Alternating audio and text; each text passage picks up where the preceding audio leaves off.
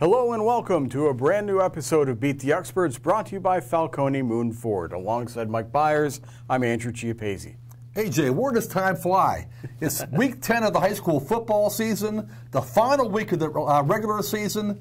Very little drama locally. All 13 teams from the Beaver County area we know have clinched playoff spots. So let's break down some games that are still a little bit important. Yeah, and one of those is Blackhawk hosting Beaver on Friday, a game that will decide second place in the Northwest 8 Conference and give the winner a home playoff game. You know, this is more of a rivalry than I think people realize, because these teams have only played twice in the past 15 years on the football field.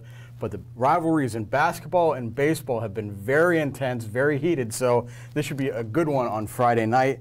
You know, Beaver's offense is really clicking lately behind Brody List and running backs Gino Mavero and Noah Yates. But Blackhawks' defense has been very stout all year long, and they have the running game to match Beavers with Josh Butcher, Kenny Golly, and Marcus Watson-Trent. I'm going to go with Blackhawk. It might be a mild upset, but I think the Cougars are on a mission to prove that they belong amongst Beaver County's elite playoff programs, and I think they're going to win Friday night. Hey, Joe, I do too, for a couple of reasons. I agree with you that I think Blackhawk has a better overall defense. You know, the one game that really was puzzling to me this year for Beaver, they lost at Highlands 40-19. I know that was several weeks ago and things changed. I'm not exactly sure how Beaver was health-wise that night, but Highland, their quarterback had a good night. Highlands rushed the ball very well against Beaver. And like you said, Blackhawk has a very strong running attack. And also, I think just the fact that Blackhawk hasn't had a home playoff game since 2008 season, when the quarterback for that team was Zach Hayward, the coach right now. They're playing at home. They have a great student section of Blackhawk. I'm finally going to see a close football game. I've seen 8 consecutive blowouts this year. I'm going to see a close game Friday. I think Blackhawk pulls it out. You know, another interesting game, New Brighton is playing Riverside. They're not playing for a home playoff game, but the winner will finish third and probably get a better seed in the Class 2A playoffs. And Riverside has a better record right now at 6-2, and they have the better program over the past couple of years. They've been to the WPIAL semifinals the past 2 years. But I'm really impressed with what New Brighton's done to turn its season around. They're only 4-5, and they're headed back to the playoffs after a 2-year absence. But there's something about the Lions that just stands out. They've won 3 of their last 4 games, and in the last month, their only 2 losses have been by a combined 4 points. Something is going right at New Brighton. I think that offense with Jackson Hall, Caleb Schuler, and Jacob Francona is going to have some success Friday night. Another mild upset. I think New Brighton's going to beat Riverside. Hey, Jay, I agree with you. The job that Coach Joe Grieco has done getting that team back on track is pretty impressive. There are only 2 losses in the last 5 weeks, 19-17 against Seton LaSalle and 16-14 to Freedom, a very good Freedom football team.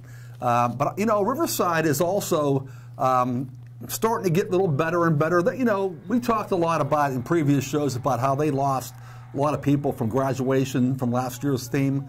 They are 6-2. They're playing at home.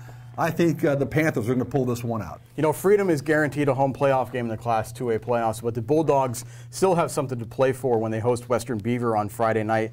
They can earn a share of the section title with a win, but there's something else that Freedom has at stake here, and that's they can win their 9th game of the season, something that hasn't been done at Freedom since 2003. That's a long time.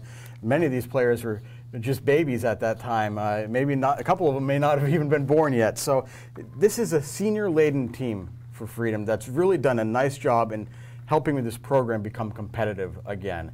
And this will be a chance for them to kind of celebrate things Friday night without having to worry about a home playoff game. They'll get that next week.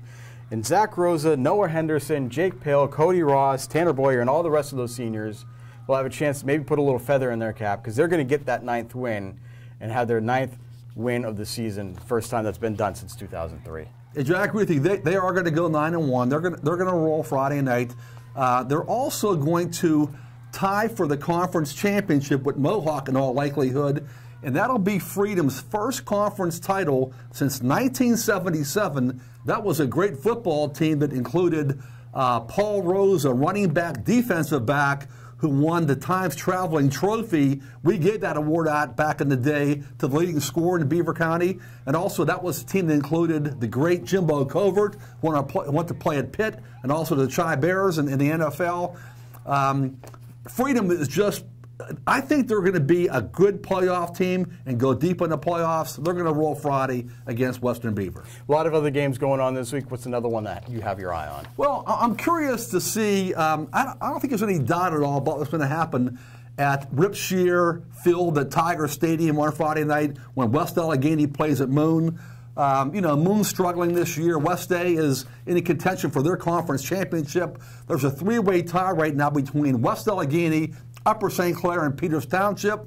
If all three of those teams win, I believe Peters Township gets the #1 seed based on Gardner points or tiebreaker points, whatever you want to call it.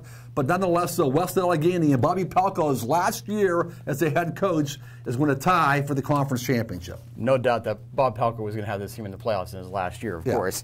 Quaker Valley hosts South Park on Friday. The Quakers are going to win. They're going to secure third place in the Tri-County West.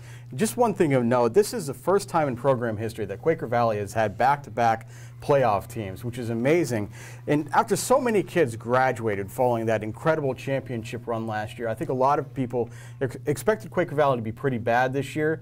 But here they are, they're making the playoffs. So, this team has found its own way to carve out a little bit of history for itself by being the first football team to make it in back-to-back years. So, nice little feather in their cap at Quaker Valley.